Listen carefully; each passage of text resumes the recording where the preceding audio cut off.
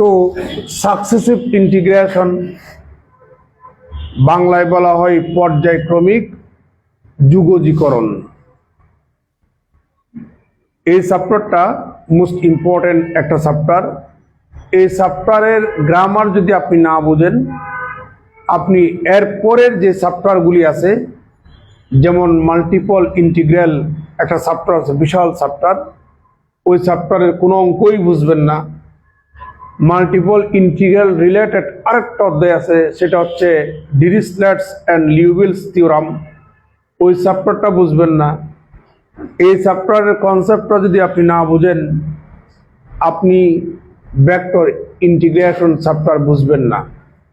Vector ইন্টিগ্রেশনে আছে আবার line integral, surface integral, volume integral.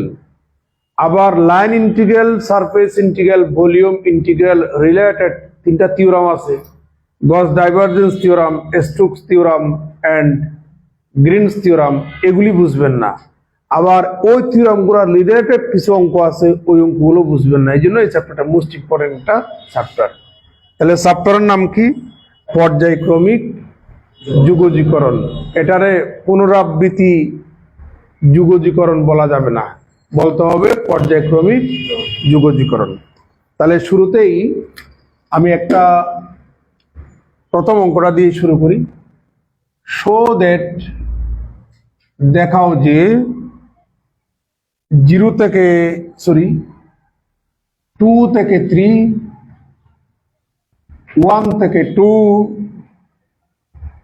xy square dy dx equal to 35 divided by 6।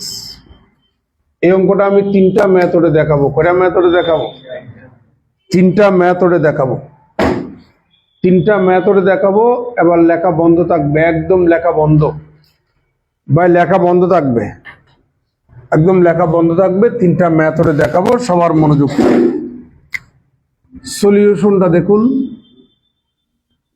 First method আমরা ধরে নিচ্ছি এই ইন্টিগ্রালটার ইন্টিগ্রাল ভ্যালু হচ্ছে i ইকুয়াল টু 2 থেকে 3, 1 থেকে 2, xy স্কয়ার dy dx। দেখা যাচ্ছে? পুরোটা দেখা যাচ্ছে? আচ্ছা, তাহলে আমরা এখানে দুটো ইন্টিগ্রাল সাইন দেখতে পাচ্ছি, এখানে কিছু লিমিট দেখতে পাচ্ছি। তো এখানে dx ও দেখতে পাচ্ছি, dy টাও দেখতে পাচ্ছি। এখন কোন ইন্টিগ্রাল কার সাপেক্ষে? এখানে দুটো ইন্টিগ্রাল, এই দুটো ইন্টিগ্রাল প্রথমটা কার সাপেক্ষে, দ্বিতীয়টা কার সাপেক্ষে? আমরা এখানকার যেটা দ্বিতীয়টা, সেটা হচ্ছে এখানকার ফার্স্ট y এর সাপেক্ষে ইন্টিগ্রাল, আর এখানকার যেটা ফার্স্ট ইন্টিগ্রাল সেটা হচ্ছে লাস্টের x এর সাপেক্ষে ইন্টিগ্রাল। এখানে কি আমি কি এইভাবে ড্র করছি? এটা হচ্ছে ওভারল্যাপিং, এখানে কিন্তু ওভারল্যাপ হয় নাই। আবার কি বুঝাতে পারছি? তাহলে আমাদের প্রথম ইন্টিগ্রালটা কার সাপেক্ষে? x এর সাপেক্ষে। দ্বিতীয় ইন্টিগ্রালটা y এর সাপেক্ষে। আমরা এখন আইডেন্টিফাই করব। তাহলে এই ইন্টিগ্রাল যদি x এর সাপেক্ষে হয়ে থাকে, তাহলে এই লিমিটগুলা কার লিমিট? x এর লিমিট। তাহলে 2 থেকে কত বলেন? 3। এই ইন্টিগ্রালটা যদি y এর সাপেক্ষে হয়, লিমিটগুলা কার লিমিট? y এর লিমিট 1 থেকে 2, xy স্কয়ার dy dx। কার কোনো আপত্তি আছে? ইকুয়াল টু, এবার আমরা প্রথমে y এর সাপেক্ষে ইন্টিগ্রেশন করব, দেন x এর সাপেক্ষে ইন্টিগ্রেশন করব। প্রথমে কার সাপেক্ষে? y এর সাপেক্ষে, তারপর x এর সাপেক্ষে। মনে রাখবেন, এবার একটা গ্রামার বলতেছি, মনে রাখবেন, সাকসেসিভ ইন্টিগ্রেশনের বেলায় যার সাপেক্ষে আপনি ইন্টিগ্রেশন করবেন, সে ছাড়া বাকি 14 গোষ্ঠী যা আছে সবগুলা ধ্রুবক। এরকম একটা কথা পার্শিয়াল ডিফারেন্সিয়েশনে বলছিলাম। পার্শিয়াল ডিফারেন্সিয়েশনে যার সাপেক্ষে আপনি পার্শিয়াল ডিফারেন্সিয়েশন করবেন সে ছাড়া বাকি 14 গোষ্ঠী যা আছে সবগুলো ধ্রুবক। ঠিক একইভাবে সাকসেসিভ ইন্টিগ্রেশনের বেলায় যার সাপেক্ষে আপনি ইন্টিগ্রেশন করবেন সে ছাড়া বাকি 14 গোষ্ঠী যা আছে সবগুলো ধ্রুবক। তাহলে প্রথমে আমরা কার সাপেক্ষে করব? ওয়াই এর সাপেক্ষে। তাহলে এক্স ইকুয়াল টু 2 থেকে 3 আমরা ব্র্যাকেট দেব, ওয়াই ইকুয়াল টু 1 থেকে 2 x y square d y bracket শেষ, তার বাইরে ডিএক্স। তাহলে প্রথমে আমরা কার সাপেক্ষে করব? ওয়াই এর সাপেক্ষে। Equal to x equal to 2 থেকে 3 বলছিলাম কার সাপেক্ষে করতেছেন? ওয়াই এর সাপেক্ষে। যার সাপেক্ষে করবেন সে ছাড়া বাকি 14 গোষ্ঠী যা আছে সবগুলো ধ্রুবক। তাহলে ওয়াই এর সাপেক্ষে ওয়াই স্কয়ারের সহগ এক্স, এটা ধ্রুবক। এই ধ্রুবকটাকে আপনি ইন্টিগ্রাল সাইনের বাইরে রাখবেন।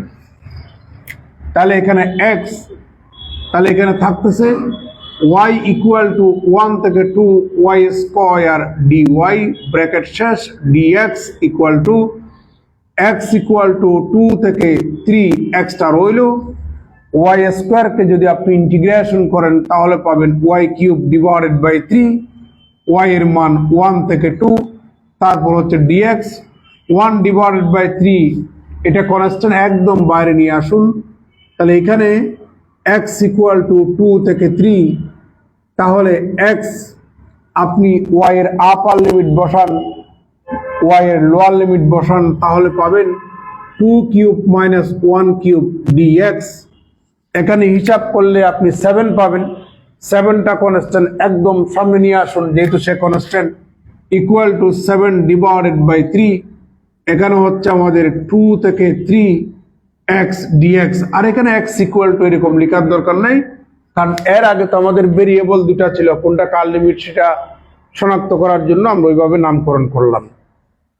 ইকুয়াল টু 7 ডিভাইডেড বাই 3, এক্সটাকে ইন্টিগ্রেশন করলে x square divided by 2, x এর মান 2 থেকে কত বলেন 3, ইকুয়াল টু 7 ডিভাইডেড বাই গুণ করে দেন, তাহলে 6, আপার লিমিট বসান বিয়োগ লোয়ার লিমিট বসান, 3 square minus 4 square equal to 2 square equal to 9 থেকে আপনি 4 বিয়োগ করলে 5 হয়, 5 আর 7 গুণ করলে হয় 35, তাহলে 35 ডিভাইডেড বাই কত বলেন 6, যেটা প্রমাণ করতে বলেছে আমরা সেটা প্রমাণ করলাম।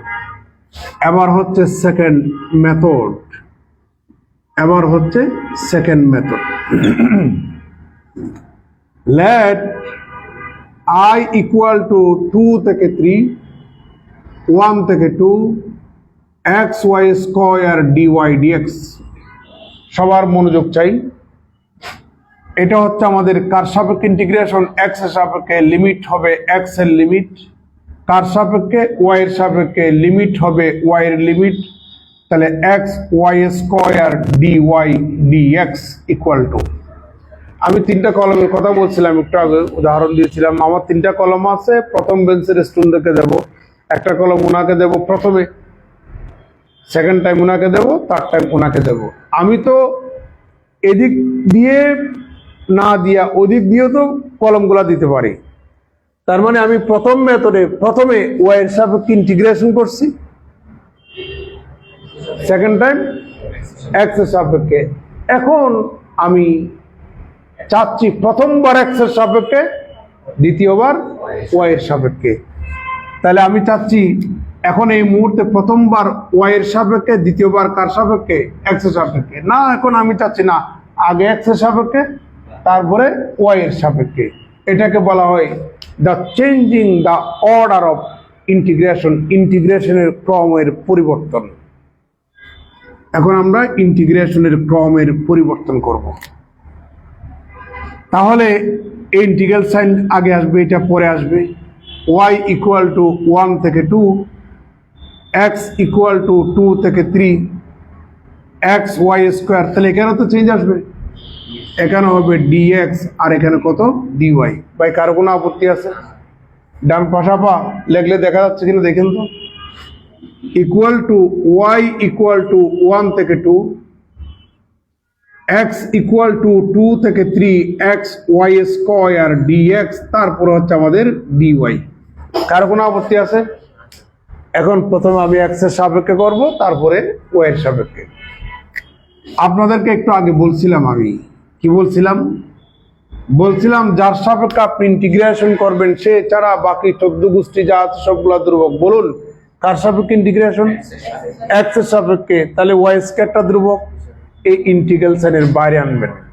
আবার সবার বাইরে না দেখেন, আবার এদিকে তাকান, একজন ঢুকুক, চেহারা দেখার দরকার নেই তো, আপনি এখানে দেখবেন, এখানে পড়াচ্ছে, এদিকে দেখবেন। আমাদের কিছু খাসলত খারাপ আছে, এই মানে ফ্যান চলতেছে, লাইট জ্বলতেছে, হঠাৎ করে ইলেকট্রিসিটি বন্ধ হয়ে গেছে, সবার ওদিকে তাকাই। আবার মনে করেন ইলেকট্রিসিটি নাই, হঠাৎ করে ইলেকট্রিসিটি আসলো, সবকিছু জ্বললো, ফ্যান চলতেছে, সবার চোখ ফ্যানের ওদিকে। এগুলো হচ্ছে বাজে অভ্যাস। এদিকে তাকান, কার সাপেক্ষে ইন্টিগ্রেশন? এক্স এর সাপেক্ষে। তো যার সাপেক্ষে ইন্টিগ্রেশন করবেন সে ছাড়া বাকি 14 গোষ্ঠী যা আছে সবগুলো ধ্রুবক। তাহলে কার সাপেক্ষে? এক্স এর সাপেক্ষে। এক্স এর সাপেক্ষে ওয়াই স্কয়ারটা ধ্রুবক। এটাকে জাস্ট এই ইন্টিগ্রাল সাইনের বাইরে আনবেন, সবার বাইরে না, সবার বাইরে তো হবে না, কারণ এই ইন্টিগ্রালটা কার সাপেক্ষে? ওয়াই এর সাপেক্ষে। তাহলে বাইরে নিয়ে গেলে তার আপনি ইন্টিগ্রেশন করতে পারবেন না। তাহলে এবার আমরা ওয়াই স্কয়ারটাকে বাইরে নিয়ে গেলাম, ইন্টিগ্রেশন এক্স ইকুয়াল টু 2 থেকে 3 এক্স ডিএক্স বাইরে dy equal to x equal to 1 থেকে 2 y square, y equal to, তাহলে এক্সটাকে যদি আপনি ইন্টিগ্রেশন করেন এক্স স্কয়ার ডিভাইড বাই 2 হবে, এক্স এর lower limit 2 upper limit 3 d y equal to by 1/2টা কনস্ট্যান্ট একদম বাইরে নিয়ে আসেন, সে তো fixed constant. 1 divided by 2 y equal to 1 থেকে 2 ওয়াই স্কয়ার, এক্স এর আপার লিমিট বসাই দেন, লোয়ার লিমিট বসিয়ে দেন, ডিওয়াই ইকুয়াল টু ভাই বলুন তো 9 থেকে 4 গেলে কত হয়? 5। 5টা কনস্ট্যান্ট বাইরে নিয়ে আসেন, তাহলে 5 ডিভাইডেড বাই কত বলেন? 2। তাহলে এখানে 1 থেকে 2, আর এখানে ওয়াই ইকুয়াল টু লেখার দরকার নাই, তাহলে এখানে y square d y 5 divided by 2, y স্কয়ারকে ইন্টিগ্রেশন করলে ওয়াই কিউব ডিভাইডেড বাই 3 পাবেন, তাহলে ওয়াই এর মান 1 থেকে 2 equal to 5 divided by 6, y এর আপার লিমিট হচ্ছে 2, তাহলে 2 কিউব মাইনাস 1 কিউব, এর ক্যালকুলেশন করলে রেজাল্ট হবে 7। তাহলে পাচ্ছেন আপনি 35 ডিভাইডেড বাই কত বলেন? 6। তাহলে আমরা দ্বিতীয় মেথডেও কিন্তু সেম রেজাল্ট পেলাম। এবার হচ্ছে থার্ড মেথড।